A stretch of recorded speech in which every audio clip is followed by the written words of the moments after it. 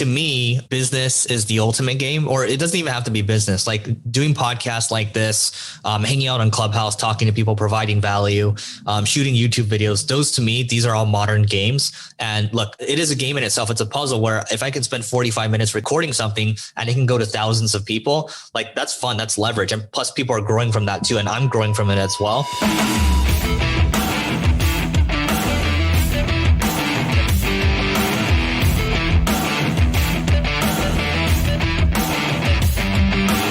Welcome to episode 7 of season 9 of Live in the Feast. I'm Jason, aka Rez, helping you grow your business by having a conversation with someone who's been there, had success, and built a business designed around the life that they want to live. That's Live in the Feast.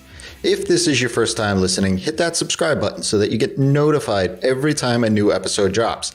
Live in the Feast is in your podcast app of choice. If you've heard the show before, why not leave us a rating and review on iTunes? It helps others also discover the show. This season is titled Building a Better and More Profitable Business, and it's all about leveling up our businesses to help create a more profitable and sustainable business. Especially in this COVID and soon to be post-COVID time, I think it's so important to be able to learn from one another in any way that we can. Today's co-host is Eric Siu. Eric is the CEO of content intelligence software ClickFlow, which helps you grow your traffic while looking like a genius.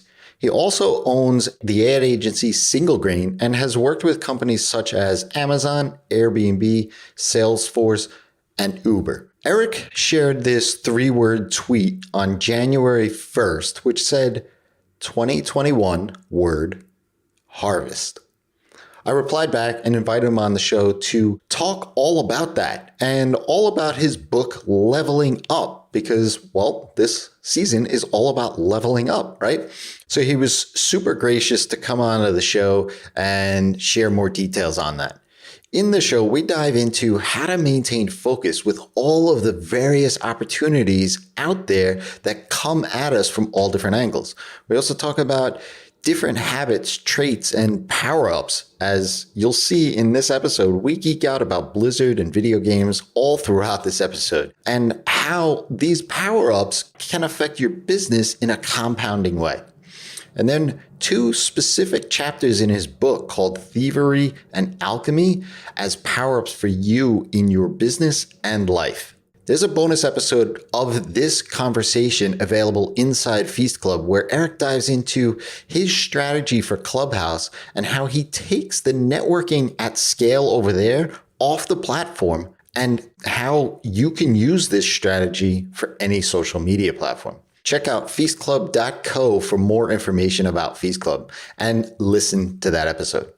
You can find all about Eric and his book, Leveling Up, at levelingup.com. Also, you can reach out to him on Twitter at Eric O. Siu, and let's dive into the show today.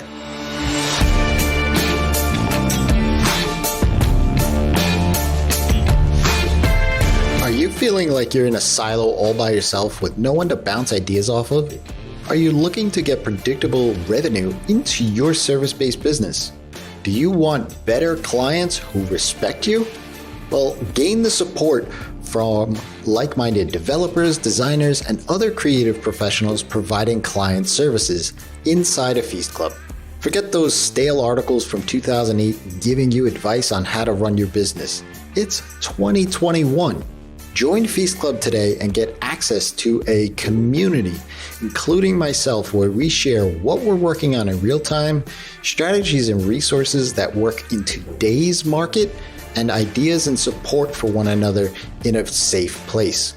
You'll get access to a private podcast, which has bonus episodes from some of the guests in this season that you can only get inside a Feast Club.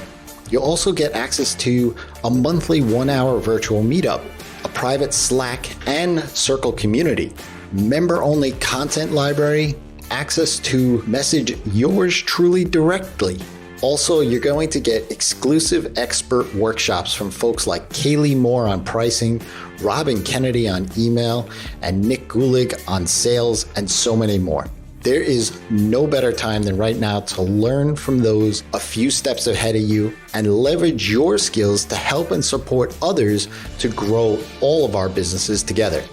So if you want to check it out and join a community that's built on the saying, a rising tide raises all boats, head on over to feastclub.co today. I hope to see you on the inside of the club. Now, let's get back to the show.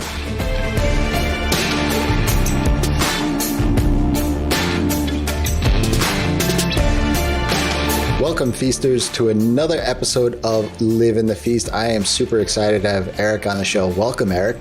Thanks for having me, Jason. This is kind of a cool little, I've watched you from afar. So for me, everything that you talk about with video games and poker and some of that other stuff that you talk about resonates a lot with me. And so your book, Leveling Up, and for those that are listening rather than watching this, he's got this cool background and it looks like from my screen, Zelda. Is that Link back there? Yep. It cool. is. Awesome. So yeah, and he's got his book there. So we're going to talk about your book, Leveling Up, How to Master the Game of Life. That's something that certainly resonates with me and much of the audience here. But the genesis of this really for me was you shared a tweet out January 1 about harvest, and that's your word for the year. Would you mind sharing a little bit more about what you meant by that? Yeah, I think it's really earlier in my career, I was always taking every single opportunity that popped up. It took me a long time to realize that the opportunity of a lifetime comes every single year. And so I was trying to take on all these new projects all the time. And instead of focusing on the one thing that was already working, which let's use an example, might be the agency. So instead, I use the analogy in the book that success is like a sphere. And then if you start in the middle, if success is on all the edges, you can just go in one direction, you'll hit it. But if you keep changing directions all the time, you'll never get there.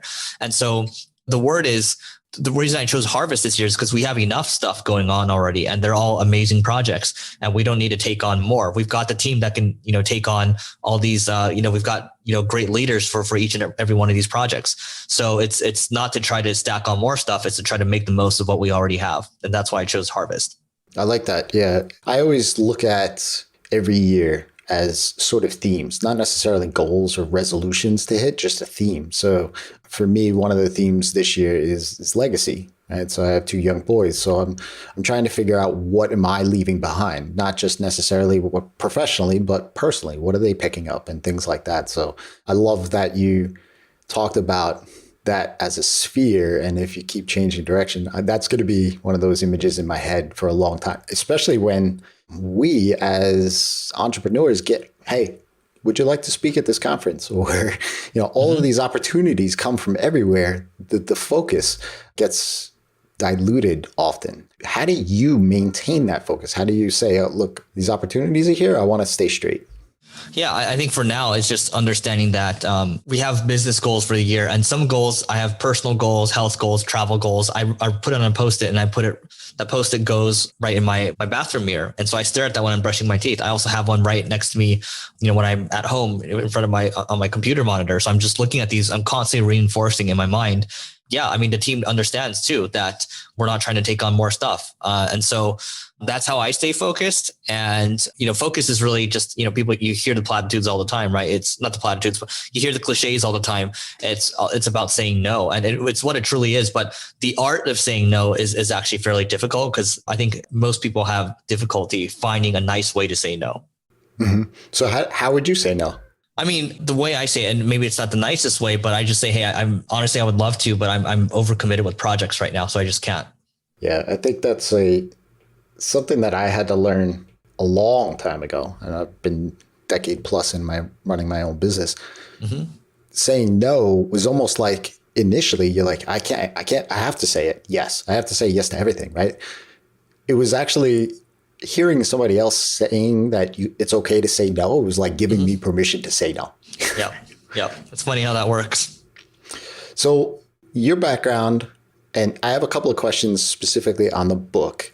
I got kind of like a sneak preview of the book from your assistant. So I appreciate that. Your skills, and I read a few of those chapters in the book. It's very easy read, and I'm not a reader. So for me, it was like, oh, this is fun. Yeah. Keeping it simple. Yeah, I can't wait to get it. So In the book, you talked a little bit about power ups and what you learn as far as, skills that you develop even as like a kid and a teenager and things that you do in sports and video games and so on and so forth. I'm curious, when you dove into poker, and you even admitted in the book that you weren't in your group of friends, you were kind of easy money, so to speak. Mm-hmm. Mm-hmm. What skills did you pick up from poker that are in your life and business today? Oh my God. I mean, poker I think should be required learning in school. That's how important I think it is, because it teaches you to think long term, because the math, sometimes the variance, as they call it, you can bring your A game 3, 6, 12 months at a time, and you can lose all 12 months. It's just how it is. And in my late teens, I should say, when I started playing, when I go to the casino, I'd start to get really high on myself, because I would win 3 months, straight. And I'd go to the casino, and then the dealers would, as I'm sitting down, they'd be like, "Oh, look, it's the kid that never loses." And I just would never lose. So I thought it was amazing. And right after that, I mean, there's a period where I lost for 6 months straight, and I went crazy. I mean, I didn't know how to manage my emotions. I would kind of scream sometimes, right? And you learn that you have to be resilient. You have to be able to control what you can control. And that's what life is. There's going to be a lot of things that come at you, and you can react poorly to it and then go through a downward spiral, or you can hold your own, keep cool, and then just understand that maybe nothing is good. Maybe nothing's that bad, but it just is what it is. And then what are you going to do about it afterwards? So that's one piece. The second piece is just understanding where to pick my spots and understanding where I'm favored and where I'm not. So thinking in bets, right? It forces you to think like an investor, also playing the person as well, and also observing kind of who's losing their mind at the table and who's kind of easy money, right? So you're constantly observing what's going on around you. So I think also not to play beyond your means too. So same thing with life. You can't keep playing beyond your means, otherwise you're going to go bust. And so all that stuff I learned, and that carries over to real life today. And also in the very beginning, when I was early days, what I also learned was I just started copying strategies from people that I thought were the best. And I stole those strategies. I made them myself, my own. And then eventually what happened was Eric Easy Money started taking everyone's money.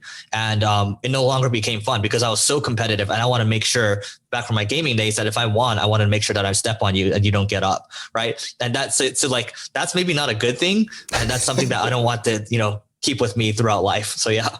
Yeah. And actually that touches upon one of your chapters in the book that I read, was thievery. And I want to get into that here in a minute. Question that I always love to ask anyone who comes onto the show is, what would you consider your most defining moment in life so far?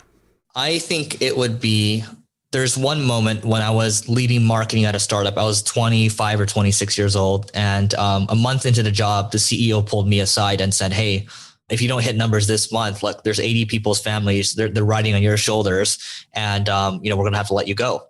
And I was like, "What? Like, I've only been here for a month." And so in my mind, that was one moment where, going back to resilience again, am I going to cry about it, or am I going to do something about it? And fortunately, at that moment, I was so trained to be numb, because poker teaches you to be numb to a lot of psychological pain.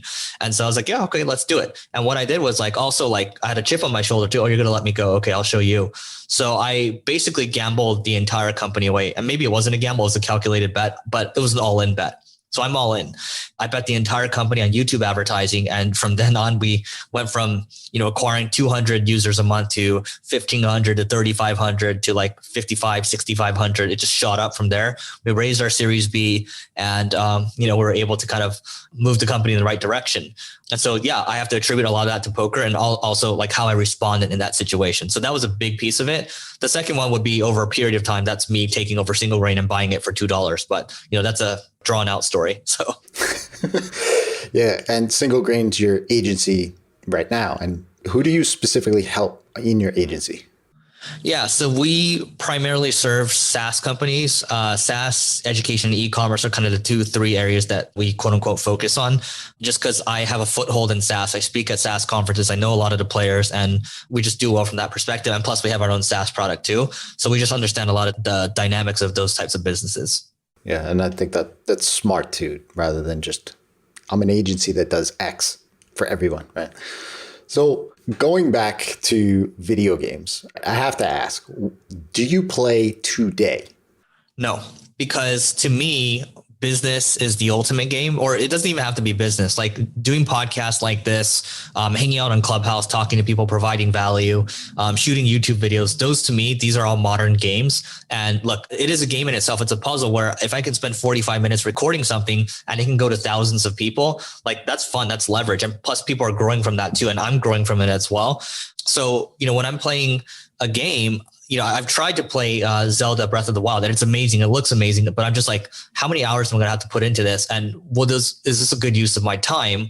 And so now I'm just like, look, what I'm excited about when I wake up, the same feeling I had playing games when I was 10 or 11 years old, it's business. And it's, all the things that are tied to it, the relationships, acquiring a business is a puzzle as well. Hiring someone amazing is a puzzle as well. There's just so many puzzles that I can just keep playing this game until I die. So.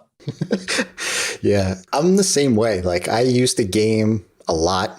I forget it. I would skip work to play Diablo, and like StarCraft would take me on sleepless nights, multiple in a row. Being in college and all.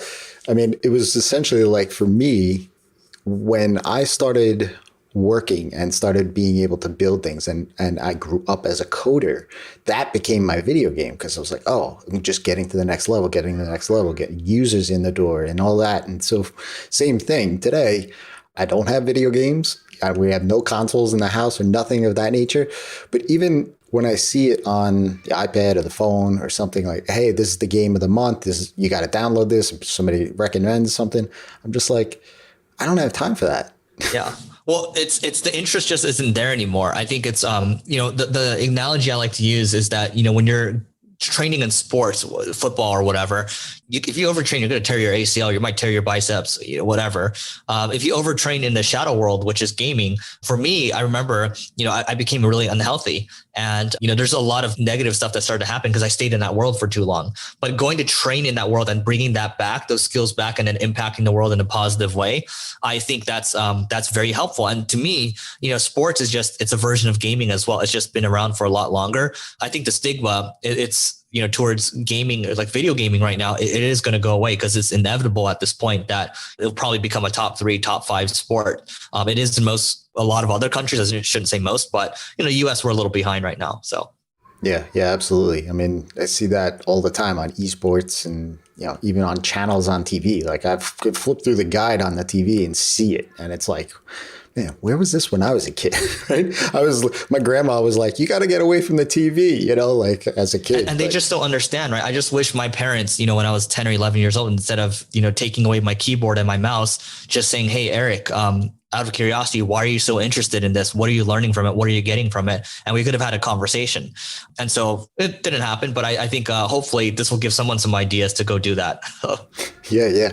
And it's funny that you said that because I just had a conversation with my 4-year-old, right? And so, he doesn't really watch too much TV. There's a couple of shows maybe, but we don't really just plant him in front of the TV and let him watch all day, right? But there's a couple of shows, one being BattleBots, which is on Discovery Channel. It's like the robots fighting each other.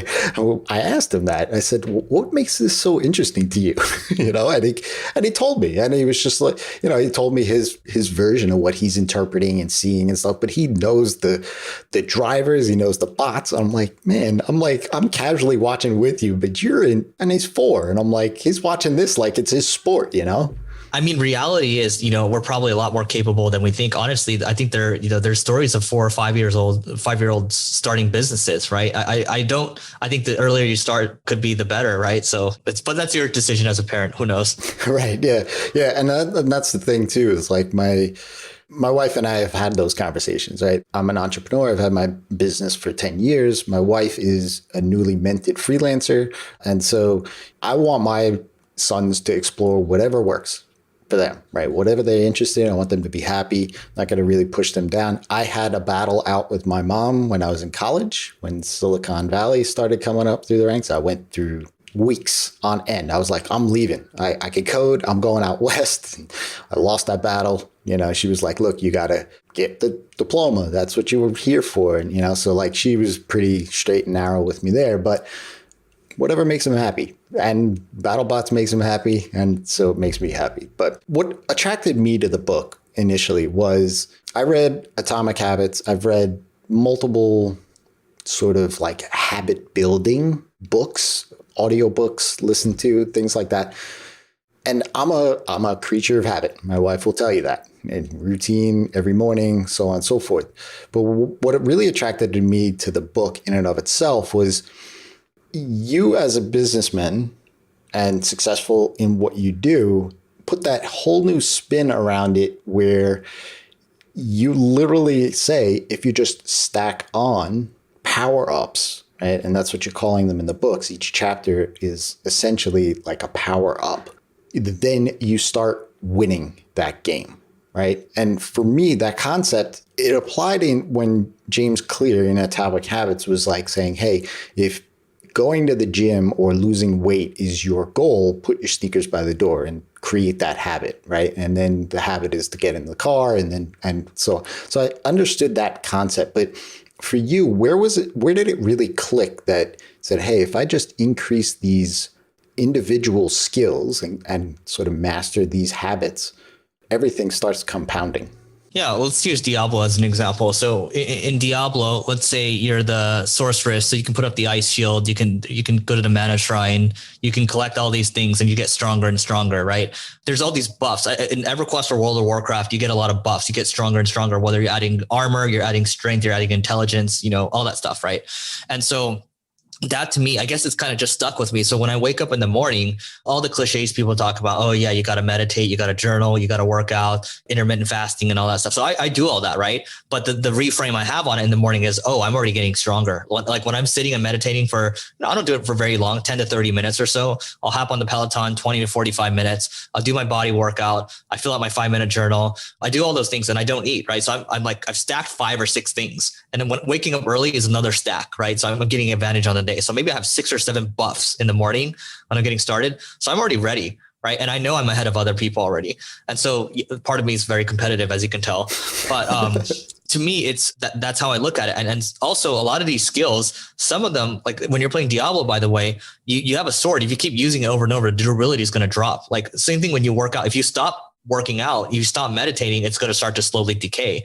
And so I talk about 15 power-ups in the book, but there's actually a lot more than that in life. Like power-ups could be habits, to your point. It could be mental models, and there's a lot of tools. And so the goal, I think, in life, or one of the things that's going to help you grow and level up to your highest potential, is to just go around collecting things and learning and just getting better and better, getting that 1% better every single day. And part of that involves, getting different power-ups. Yeah, which actually leads me to one of the chapters in your book that caught my eye. If I just went through the table of contents and I was like, hey, let me see what catches my eye. And that's sort of in these sort of books, that's how I read them. I don't kind of read them from front to back. One of them was thievery. So for me, I was like, okay, well, that's interesting. What's he talking about here? Could you dive into that concept a little bit? Yeah. So I learned about this really when I was 11 years old or so. And I was fighting in a tournament. It's called the Best of the Best tournament. So it's fighting to have this title at the end of my name. So it can be, my name in gaming, which is why I have my name on a lot of things, is Eric O. That was my name in a lot of games, Eric O. So if you win this tournament, you get to have a title at the end of your name. So it could be like Eric O the Wanderer, right? And so everyone gets to see that you're this champion wherever you walk. And I discovered, these are one-on-one fights to the death. And in preliminaries, I was getting destroyed. It's like I had no strategy.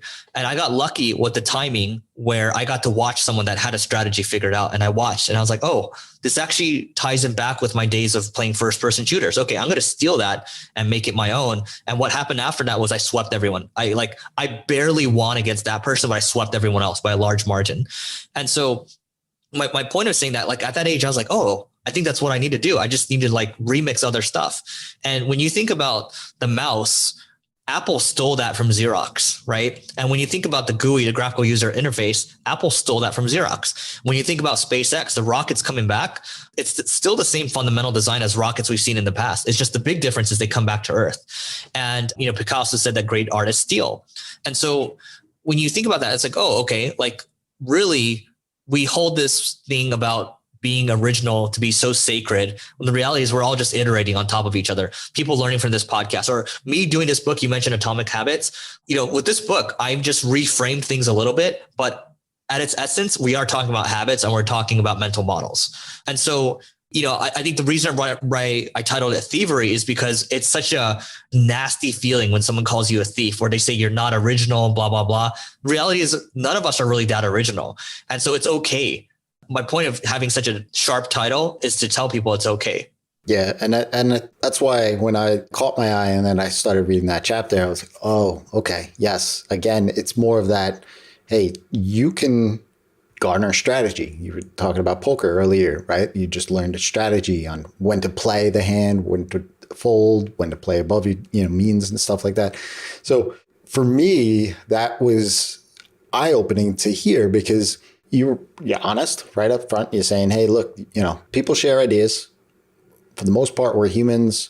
Whether we think it's an original idea or not, it could have seeped into our minds just subconsciously. And we're putting our own flavor, our own personality, our own spin on it, so that then it actually comes out in our own voice. So I thought that was a great first chapter for me, because, again, it's that permission, right? It's like, hey, I'm not saying that I don't have original thoughts and opinions and things like that, but at the same time, for the most part, hearing on this podcast, people come on, I hear a lot of the same threads in life. Correct. The thing that I like about the book too is like you give quests at the end of the chapters. Like this whole, it's not just the name is video game-esque. Mm-hmm. You incorporated those elements inside of it, gamified the book even in and of itself. Did you think of doing that right when you started the book, or was it kind of like almost like, hey, I could probably do this as you started writing? So, when people say you're writing a book, it's like a 5 to 6 year journey. And this actually took me 6 years to finish. But it was because I was writing on and off through the years. And I would read other books and I'd be like, oh, there's interesting kind of inspiration. Again, thievery. I think I would read other books and sometimes there'd be something at the end, there's something to do. And I was like, okay, that's great. And then what can I do beyond adding kind of action steps? So maybe there's a quest and maybe there's kind of additional notes. And then maybe for some chapters, I'll add additional kind of bonus. I'll add another video on top, which I've done. It spells out kind of this other power up you get. And there's like additional bonus. So it's kind of gamified within the book. And so it just kind of teaches people to start to get into that mindset that, hey, like, you're just going around collecting things and you're just gonna get stronger and stronger. And then you're going to play this infinite game. And when you go away, like when you pass away, totally fine. At least you enjoyed your time on Earth. Yeah, I like that. For me, like as a non-reader, that gamification, I'm a gamification nut. I have habit trackers, don't break the streak, all of these kind of things. So the gamification for me in a book, that just goes to that next level for me. It's going to keep me engaged. So I think that was super smart. Cool. Thanks. So the other chapter in and of itself that appealed to me was Alchemy, right? And as I started reading that, one, because I was always, any of these games, I was always like a wizard or a mage or something. I was always very into that sort of thing. Yeah. So that's what appealed to me. But the concept of like, hey, we're always marketing ourselves. We're always selling. Because I always say I'm not a salesman. I was never a trained salesman. I'm a developer at heart. I'm an introvert. I just much rather be in my own. But I've learned through life, much like you say, poker for me, that was the ultimate sales lessons. Can you dive in a little bit on the sales and marketing of oneself? Yeah. So the chapter is called Alchemy because to me, it's the magic you create from marketing and sales. So marketing is bringing people to the point of sale, and sales is actually just closing them at that point. I'm oversimplifying it right now. So I'm an introvert, and historically what I've the audiences that we've been able to build over time. So, combined with the two podcasts, we're cumulatively 50 million downloads right now. And we've compounded our traffic to our blog where we get decent traffic, about 350,000 visits a month. And we've kind of done the same thing over time. We've just continually compounded. And the reason we've been able to do that is because, we learn in public. Like I just love learning and I love articulating my thoughts. And so that's what's created the audience. And it makes it way easier when people come to me because they want to work with me or whatever I'm involved with. And so our sales cycle decreases. The lifetime value of a customer goes up. Actually building relationships with these customers goes up quite a bit as well. So that's just what's worked well for me. I've historically, from a sales perspective, it's never really worked that well for me when I have to cold reach out to other people. Fundamentally, I think life is just all about finding out what people want and giving it to them, and then they come back to you. So the Zig Ziglar quote that sticks with me, help others get what they want and you get whatever you want.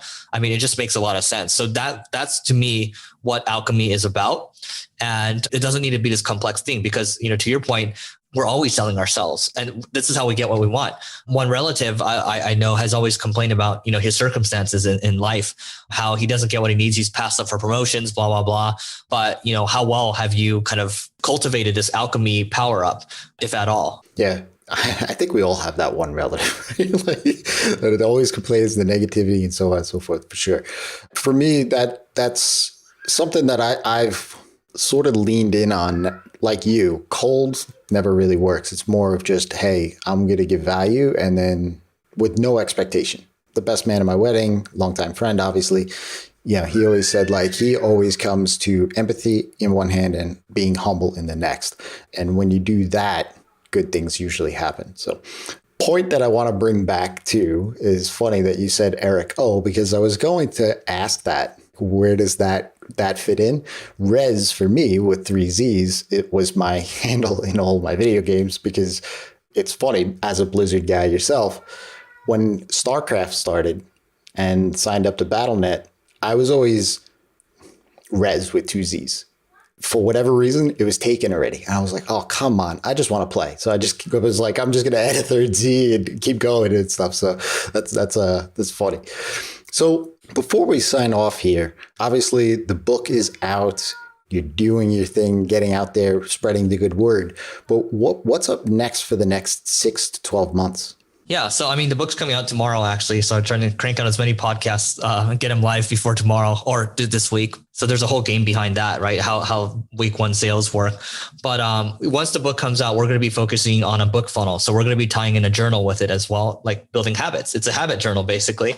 And so we're going to be running ads towards that. But that's kind of the main thing. My life mission is to level up the world, and I'll never accomplish that. And that's what a mission is. It's about something that I can wake up for being excited about, right? So whether it's leveling people up through marketing or whatever it is exactly, helping people, collect power ups, that's what it is. And I think, we're focused on acquiring other businesses right now. We're focused on bringing on more talent. And then there's people that run these kind of different divisions. We're bringing back our live events this year. So there's a lot, right? But to me, it's all fun. So the reason I do so many different things is, we have different operators, so I don't need to be in the day-to-day, but I can jump around and support. So 1 second I can be working on this deal. I can be hiring this one person, or, we can be working on this book funnel. Like, how does a journal look and all that, right? So I just have fun, and I can just keep switching games whenever I get bored of one. That's awesome. Yeah. So that's what you need. You need to build that team around you so that you could keep doing the fun stuff. Awesome. Well, Eric, thank you for coming on the show and sharing some time and your wisdom today with us. Where can folks reach out and say thanks? Yeah, they can reach out. They can go to levelingup.com. That's one place. So there's a whole game to get that domain. You can reach out to me, Twitter or Instagram at Eric O, S as in sugar, IU, so at Eric O Su. Awesome. And he's certainly responsive on Twitter. So if you're not already following him, go ahead and do so. We'll obviously link all of those up in the show notes as well. Eric, thank you very much for your time today. Thanks for having me. And for everyone listening, until next time, it's your time to live in the feast.